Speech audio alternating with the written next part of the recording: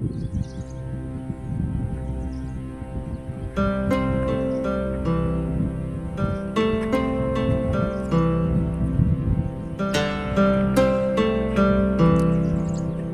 Facing 500 metres ఉంటుంది.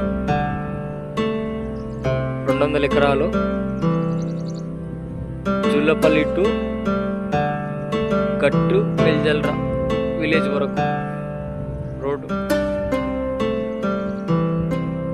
200 ఎకరాల మామిడి తోట.